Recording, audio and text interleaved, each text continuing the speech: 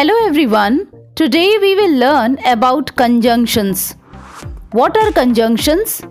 Conjunctions are words that join words, group of words or sentences.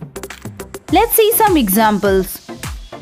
Eat an apple or a banana if you are hungry. Tom hurt his knee but did not cry. Grandpa went to buy bags, so he came late. Here, the words or, but, and so are conjunctions. More examples of conjunctions are or, but, and, because, so, if, as, either or, neither nor. Let's learn in detail. And.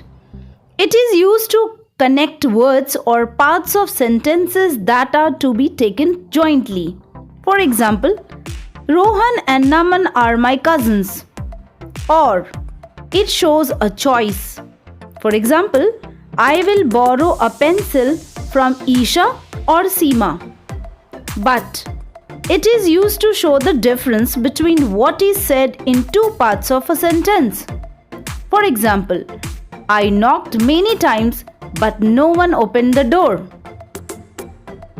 Because it tells us the reason for an action. For example, Mohan is hungry because he didn't have breakfast. So, it tells us the result of something. For example, the tourist lost his bag, so he went to the police station.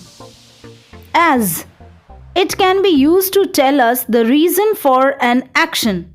For example, the birds started chirping as the sun rose. If it shows that something might happen or be true if another thing happened or is true.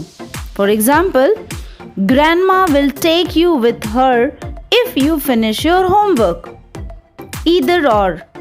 We use either and or when we can choose only one between two people, things or situations.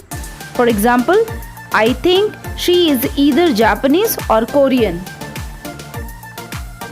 Neither nor.